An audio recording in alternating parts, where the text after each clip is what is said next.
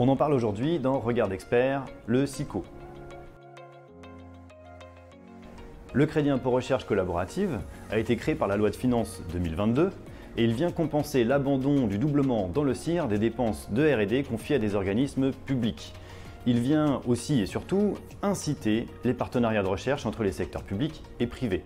Il a été conçu spécifiquement pour répondre au règlement européen sur les mêmes modalités que le CIR.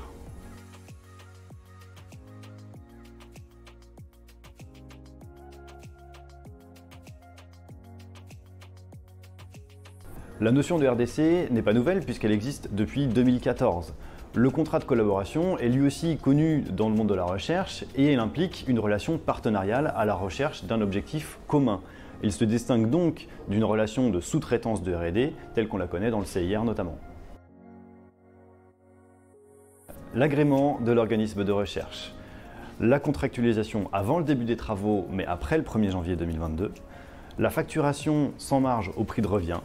Le partage des résultats, le support de 10% minimum des coûts du projet par l'organisme de recherche et enfin la territorialité des travaux dans l'espace économique européen. Toutes ces conditions génèrent un travail juridique important puisque la contractualisation sera au cœur de la justification de ce crédit d'impôt.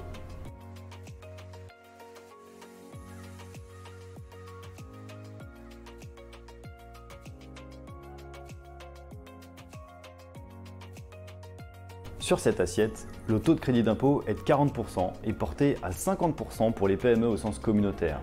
Bien entendu, les autres aides publiques perçues sur ces opérations déclarées au SICO doivent être déduites de l'assiette des dépenses. Les modalités sont similaires au CIR. Le SICO est une créance reportable et restituable. Elle peut être immédiatement restituable dans les mêmes conditions que le CIR. Et un rescrit est possible pour sécuriser l'éligibilité. Les modalités de contrôle sont identiques à celles du CIR. CIR et SICO ne sont pas cumulables puisque les dépenses qui sont éligibles à chacun d'entre eux sont distinctes. Une même dépense ne pourra donc pas entrer dans l'assiette des dépenses du CIR et du SICO en même temps. Cependant, une entreprise pourra déclarer du CIR et du SICO sur un même projet en faisant bien attention de distinguer les deux catégories de dépenses. A noter, les dépenses du SICO et du CIR rentrent en compte pour la détermination du plafonnement et du taux à appliquer au CIR. Si les dépenses dépassent les 100 millions CIR et SICO réunis, alors le taux de crédit d'impôt recherche passe à 5% au lieu de 30%. Merci d'avoir regardé cette vidéo. N'oubliez pas de vous abonner à notre chaîne YouTube et de vous inscrire à notre newsletter pour rester informé de toutes les actualités sur le financement de la R&D et de l'innovation.